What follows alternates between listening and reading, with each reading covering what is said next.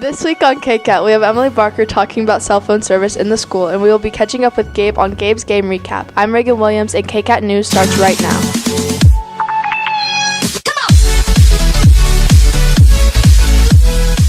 Don't you hate having to refresh your phone to get to see a picture or not having any service at all? Reporter Emily Barker is here with us to tell us about the cell phone service inside MHS and what carriers have the best internet connection. Are you tired of getting no signal and having no service at school?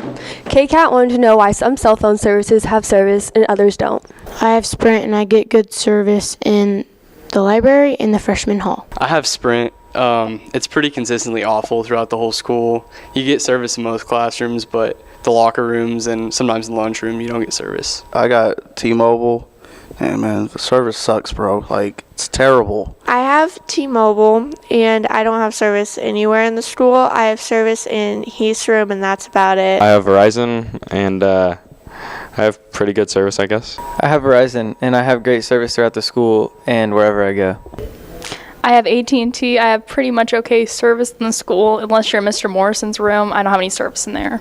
After talking to a few students at Mulvane High School, KCAT discovered that overall Verizon has the best service at school. After Verizon, in order from best to worst, is AT&T, Sprint, and then T-Mobile. Emily Barker, KCAT News. Thanks, Emily. The football team is tackling regionals this evening, and we get the postseason wrap-up with the coaches from volleyball, soccer, and cross country in this week's edition of Gabe's Game Recap.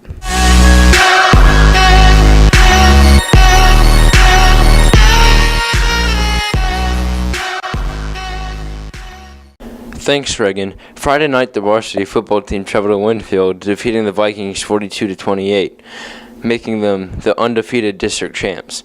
The Cats will host Andover Central Jaguars tonight, as kickoff is at 7 p.m. As we mentioned previously, the girls' cross-country team is back-to-back league champions. I think that we felt like we could be league champions again, and we accomplished that goal. Unfortunately, nobody qualified for state this year, but Coach Landis believes this was due to numerous injuries this season. We had some people with knee injuries. We had some people with ankle injuries, just typical things that happen in distance running.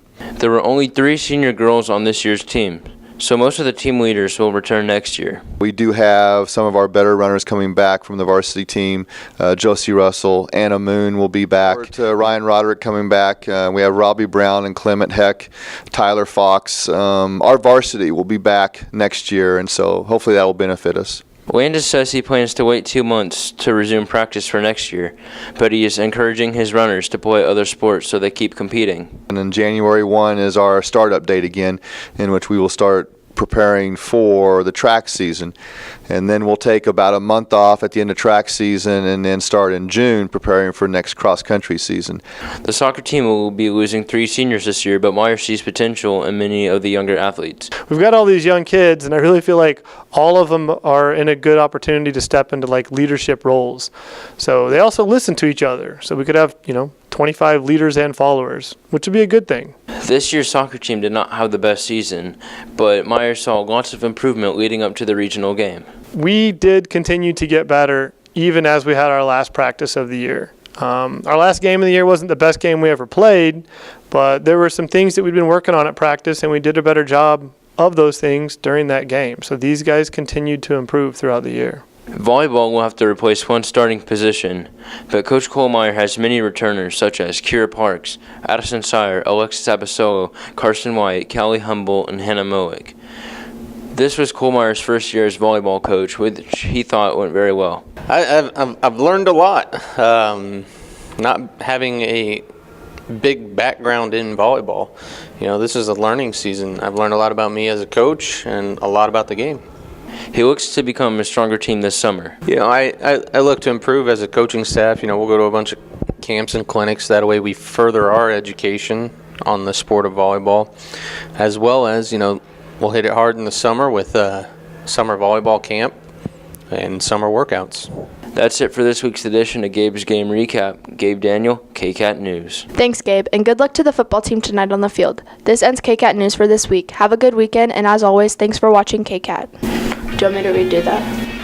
Go ahead and go under the desk. You're going to mess me up already. Thanks for watching KCAT. Team traveled to Winfield, defeating the Vikings 42-28.